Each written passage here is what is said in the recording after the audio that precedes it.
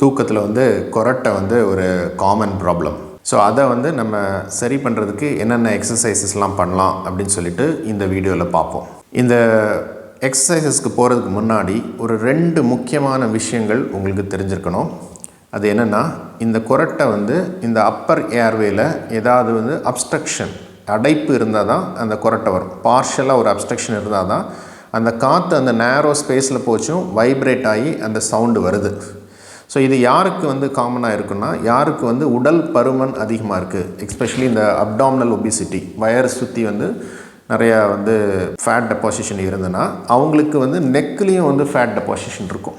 Plus வந்து உள்ளே இருக்கிற சாஃப்ட் டிஷ்யூஸ் இருக்குல்ல, டங்கு, இந்த பேலட்லாம் சொல்லுவாங்க, அதிலெல்லாம் வந்து ஃபேட் டெபாசிஷன் வந்து நமக்கு வந்து அதிகமாக இருக்கும். இந்த ஃபேட் டெபாசிஷன் இருக்கனால அந்த ஸ்ட்ரக்சர்ஸ்லாம் கொஞ்சம் பெருசாக இருக்கும். அப்போ காற்று போகிற பகுதி வந்து நேரோ ஆயிரும்.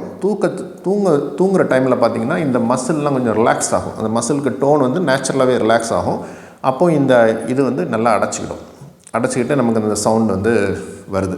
செகண்ட் என்ன தெரியணும்னா, இந்த கொரட்டை இருந்தால் நீங்கள் வந்து ஸ்லீப் ஸ்டடின்னு ஒரு டெஸ்ட் இருக்குது, அது கண்டிப்பாக பண்ணணும். அது வந்து நீங்கள் ஹாஸ்பிட்டல்லையும் பண்ணலாம், இல்லைனா ஸ்லீப் டெக்னீஷியன்ஸ் வந்து உங்கள் வீட்லேயும் வந்து பண்ணுவாங்க. அது பண்ணி பார்த்தா தான் உங்களுக்கு ஸ்லீப் ஆப்னியான்னு ஒரு நோய் இருக்கா இல்லையான்னு நமக்கு கண்டுபிடிக்க முடியும். சரி, இப்போ வந்து நம்ம இந்த எக்ஸசைசஸ்லாம் பார்ப்போம். ஸோ இனிஷியல் எக்ஸசைஸ் வந்து நம்ம த்ரோட்டை கொஞ்சம் வார்ம் அப் பண்ணுறதுக்காண்டி அது வந்து ஒரு ஹம்மிங் பிரெத் அப்படின்னு நம்ம சொல்லுவோம். ஸோ இது வந்து யோகாவில் வந்து பார்த்திங்கன்னா பிராமரி பிராணயாமா அப்படின்னு சொல்லுவாங்க.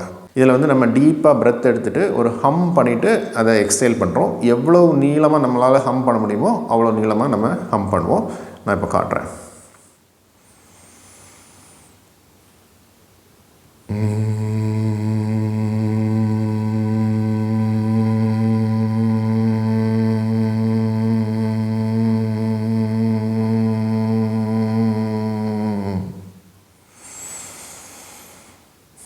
நான் இப்போ ஒரு வாட்டி பண்ணேன், நீங்கள் வேணால் ஒரு 3 to 5 டைம்ஸ் நீங்கள் அதை பண்ணலாம், சரிங்களா? ஸோ வந்து இது கொஞ்சம் வார்ம் அப் ஆகி கொஞ்சம் இதெல்லாம் வைப்ரேஷன் நல்லாயிருக்கும். செகண்டு பார்த்திங்கன்னா, டங்கு நாக்குக்கு வந்து அது கொஞ்சம் ஒரு எக்ஸசைஸ் கொடுக்கணும். ஸோ இந்த டங்கு வந்து நிறைய டைம் வந்து இந்த ஸ்னோரிங் வரதுக்கு ரீசனே வந்து டங்குக்கு பின்பகுதி வந்து கொஞ்சம் பெருசாக இருக்கும் சிலருக்கு.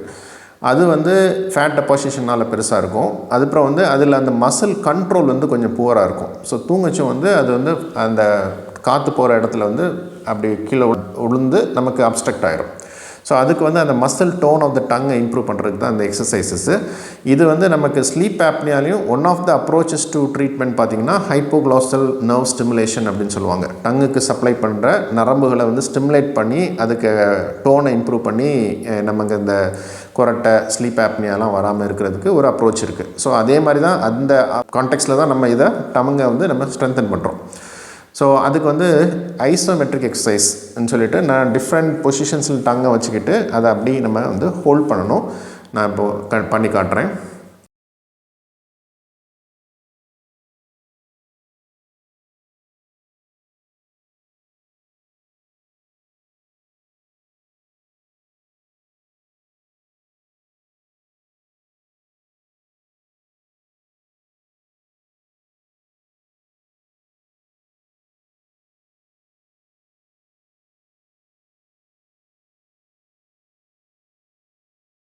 அடுத்து வந்து டங்கை வந்து rotate both clockwise and anti clock wise.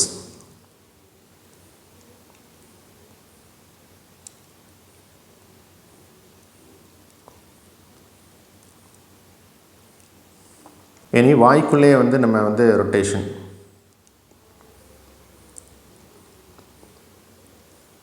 சீக்கை வந்து அமுக்கிற மாதிரி நான் அந்த கவுண்டர் ப்ரெஷர் கொடுக்கறதுக்காண்டி எனக்கு கை இங்கே வச்சுருக்கேன்.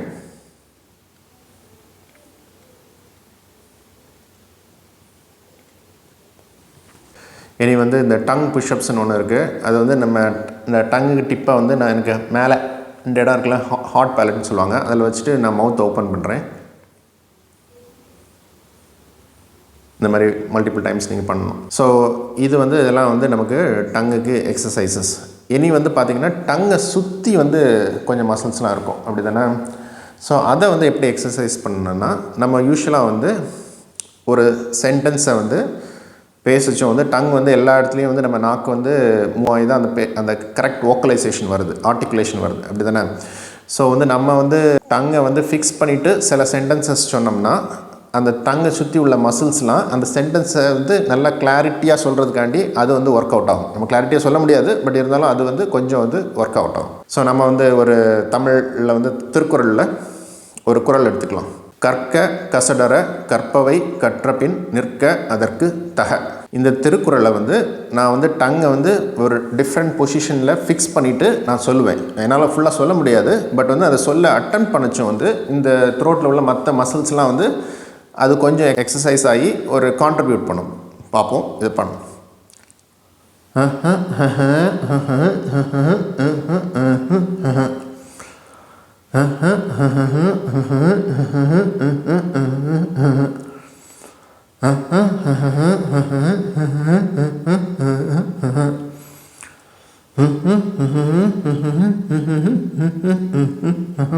ஸோ இது சொல்லி முடித்தோடனே வந்து எனக்கு த்ரோட்லாம் கொஞ்சம் ரிலாக்ஸ்டாக இருக்குது. எனக்கு அதுக்கு சொல்கிறதுக்கு முன்னாடி உள்ள வாய்ஸோட இப்போ கொஞ்சம் பெட்டரான வாய்ஸ் மாதிரி இருக்குது. எனக்கு ஒரு ஃபீலிங் அந்த மாதிரி இருக்குது. ஸோ இது வந்து இதுவும் ஒரு டெஃபினட்டாக இது நம்ம பண்ணுற ஒரு எக்ஸசைஸ்.